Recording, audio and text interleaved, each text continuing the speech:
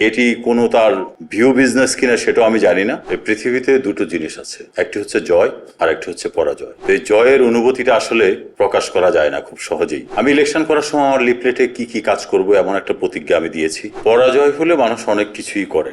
Minimum 40 থেকে 50 আমার কোয়ার্টিস্ট যারা সবার কাছে গিয়ে আমার জন্য ভোট চাইছে। আমি তো দেশেই ছিলাম না, সুতরাং প্রভাবিত করার কোনো কারণ নেই। নির্বাচনের একটা প্রক্রিয়া থাকে, এই প্রক্রিয়ার মধ্যে আপিল করাটাও একটি প্রক্রিয়া। প্রথমত আমি দেখব বিগত দিনে আমাদের এই পদটার জন্য কারা কি করেছে। সবকিছুর ঊর্ধ্বে হবে যদি আমরা আমাদের সিনেমাটাকে ফিরিয়ে নিয়ে আসতে পারি। এই পৃথিবীতে দুটো জিনিস আছে, একটি হচ্ছে জয় আর একটি হচ্ছে পরাজয়। আমরা সবাই জয়ী হতে চাই, পরাজয় আসলে কেউই চায়, কিন্তু জয়ী হতে হলে পরাজয়ের ভিতর দিয়েই জয়ী হতে হয়। তো এই জয়ের অনুভূতিটা আসলে প্রকাশ করা যায় না খুব সহজেই। আমাদের কোয়ার্টিস্ট তারা যোগ্য মনে করেছে, সেজন্য আমাকে ভোট দিয়েছে। এই দায়িত্ব কঠিন, আমি এই দায়িত্ব পালন করতে চাই এবং তাদেরকে এই কাজের মাধ্যমে তারা যে আমাকে জয়ী করেছে, আমি পরিপূর্ণ আমার দায়িত্বটা পালন করতে পারলেই আমি হ্যাপি হব। আমি ইলেকশন করার সময় আমার লিফলেটে কি কি কাজ করব এমন একটা প্রতিজ্ঞা আমি দিয়েছি আমার ভোটারদেরকে। যেটার ভিন্নতা ছিল এটি কোনো প্রার্থী করেনি। আমার কাছে যেটা মনে হয় সেটি হচ্ছে যে আমার লিফলেটটা পড়ে আমার ভোটাররা আমাকে ভোট দিয়েছে। তো সেখানে কিছু কাজ আছে, যেমন ইন্টারন্যাশনাল যে সমস্ত অর্গানাইজেশন আছে আর্টিস্টদের, একটা হচ্ছে পিয়া এবং অন্যান্য আরো অর্গানাইজেশন আছে, আমি সেগুলোর সঙ্গে অ্যাপ্লিকেশন করতে চাই এবং এই উদ্যোগগুলো আমি খুব শীঘ্রই হাতে নেব। পরাজয় হলে মানুষ অনেক কিছুই করে। আপনাকে একটু খুলে বলি, সেটি হচ্ছে নির্বাচনের সময় আমি নমিনেশন ফর্ম দিয়ে আমি বিদেশে চলে যাই। তো যাওয়ার সময় আমি আমার সমস্ত কোয়ার্টির যারা আমার সঙ্গে কাজ করেছে তাদেরকে সবাইকে বলেছি আমি এই পদের জন্য নমিনেশন নিয়েছি, তোমরা সবাই যদি আমাকে এই কাজের যোগ্য মনে করো তাহলে সবাই দয়া করে সবার কাছে ভোট চাইবে আমার জন্য। তা আমার কাছে মনে হয় মিনিমাম 40 থেকে 50 আমার কোয়ার্টিস্ট যারা সবার কাছে গিয়ে আমার জন্য ভোট চাইছে এবং এটার প্রতিফলন আমি ভোটের মাধ্যমে দেখতে পেয়েছি। আর আপনি যে অভিযোগের কথা বলছেন, আমি তো দেশেই ছিলাম না, সুতরাং প্রভাবিত করার কোনো কারণ নেই। আর আমি যদি প্রভাবিত করতাম, সেই প্রভাবিতর দৃশ্যমান যদি কোনো কিছুই আমার অপোজিশন প্রার্থীর কাছে থাকতো, তিনি নির্বাচন কমিশনার বরাবর আপিল করতেন, কিন্তু সেটি তিনি করেননি। পরবর্তী সময়ে তিনি যেটি করেছেন সেটি আসলে কি কারণে করেছেন, কি উদ্দেশ্যে করেছেন, কি জন্য করেছেন সেটি তিনি খুব ভালো করে জানেন। এটি কোনো তার ভিউ বিজনেস কিনা সেটাও আমি জানি না, বাট এ ব্যাপারে যদি আমাদের ক্যাবিনেটে নেক্সট ক্যাবিনেটে যদি আলোচনা হয় আমরা ডেফিনেটলি এ ব্যাপারে কথা বলবো।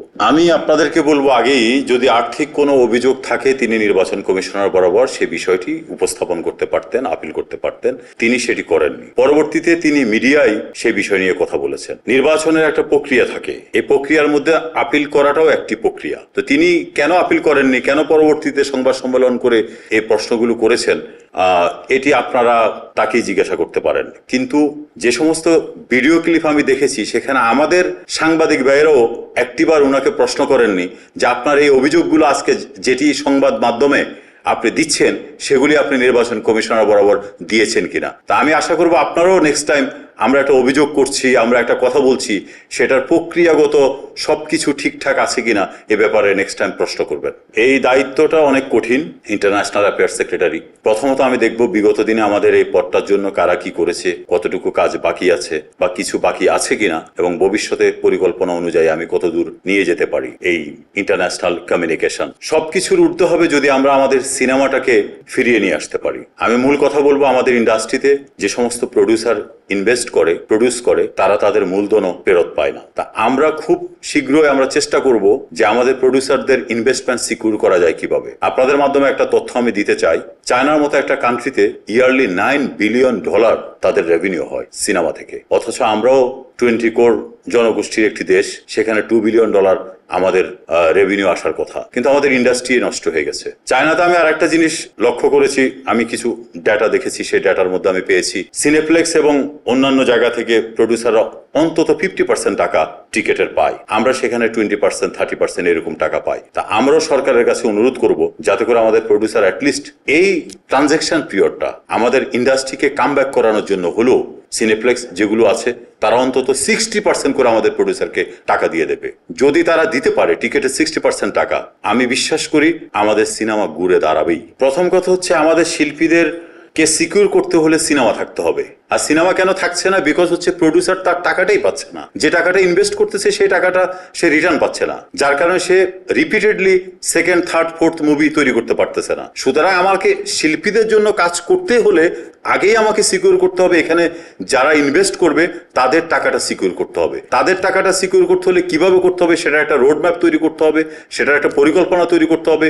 অন্যান্য সমিতি এবং সরকার, তথ্য মন্ত্রণালয়, সাংস্কৃতিক মন্ত্রণালয় এবং আমাদের যে সমস্ত সিনেপ্লেক্স মালিক সমিতি আছে সেখানে আমাদের মুভমেন্ট করতে হবে, আমাদের কাজ করতে হবে এবং এগুলো নিয়েও আমরা কাজ করব। আমাদের প্রযোজক সমিতিতে প্রায় 100 জনের উপরে হচ্ছে ভোটার। সম্ভবত 8ই আগস্ট আমাদের নির্বাচন। তা আমি মনে করি নির্বাচন প্রক্রিয়ার যে সমস্ত কোড অফ কন্ডাক্ট আছে, যে সমস্ত নিয়ম কানুন আছে, প্রত্যেকটা নিয়ম কানুন মেনেই এই নির্বাচনটি হবে। নিয়ম কানুনের কোনো ব্যত্যয় হবে না। তাহলেই আমরা আগামীতে আমাদের প্রযোজক সমিতিতে ভালো প্রেসিডেন্ট এবং সেক্রেটারি পাবো। যদি নিয়মের ব্যত্যয় হয় তাহলে অবশ্যই আমরা আমাদের কাঙ্ক্ষিত প্রেসিডেন্ট সেক্রেটারি পাবো না। এ ব্যাপারে আমাদেরকে দৃষ্টি রাখতে হবে। দেখুন, আমি বারবার বলেছি যে আমরা কেউ কারো প্রতিদ্বন্দ্বী নয়, আমরা সবাই আর্টিস্ট, আমরা একসঙ্গে কাজ করব। আমি বিশ্বাস করি আমাদের অন্য প্যানেল থেকেও প্রেসিডেন্ট সেক্রেটারি বা অন্যান্য পদে যারা এসেছেন, আমি যে প্রস্তাবগুলো দেব সেটি আমার ব্যক্তিগত কোনো প্রস্তাব হবে না, সেটি সমিতির কল্যাণে, সেটি আমাদের শিল্পীদের কল্যাণে। আমরা সবাই যেহেতু একসঙ্গে কাজ করব, আমার বিশ্বাস ওনারা আমার কোনো সাবজেক্ট, কোনো এজেন্ডা নিয়ে বিতর্ক সৃষ্টি করবে না। আমার প্রথম মিটিংয়ে কয়েকটা এজেন্ডা আছে।